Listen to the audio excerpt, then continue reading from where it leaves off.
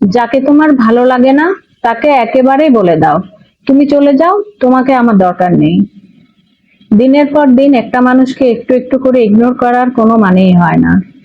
ভদ্রতা বজায় রাখতে গিয়ে তিলে তিলে কাউকে কষ্ট দেওয়াটা খুবই বাজে কাজ।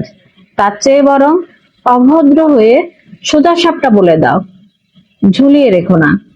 একটা মানুষ টানা ফোন দিয়েই যাচ্ছে তোমাকে সকাল বিকাল, তুমি দেখেও না দেখার ভান করে ফোনটা বিছানায় ফেলে রাখছো।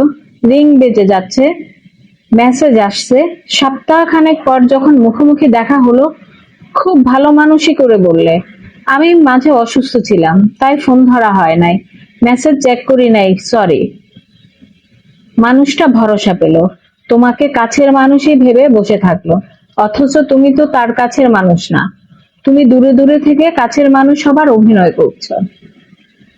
যা ঠিক না, একদম ঠিক না। যদি পাশেই না থাকো তাহলে দয়া করে পাশে আছি বলে কাউকে মিথ্যা ভরসা দিও না। তুমি নিজেও জানো না যে তুমি একজন ঠান্ডা মাথার খুনি। মিথ্যা আশা দিয়ে অপেক্ষায় রেখে রেখে শেষে তুমি একটা মানুষকে মানসিকভাবে খুন করছো।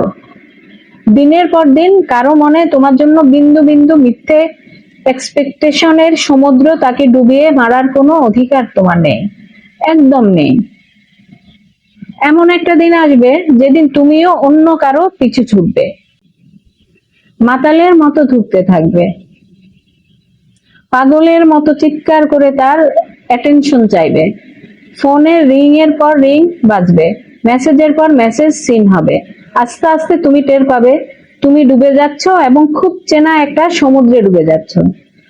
তোমার জন্য কেউ অপেক্ষা করে না, কেউ তোমার খোঁজ নেওয়ার জন্য পাগল হয়ে আছে বলেই তুমি তাকে ইগনোর করার সাহস পাচ্ছ।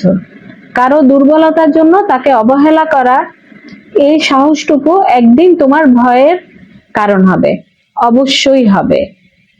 মনে রাখবে, একদিন প্রতারকদেরও ঠকতে হয়, মরার আগে হলেও।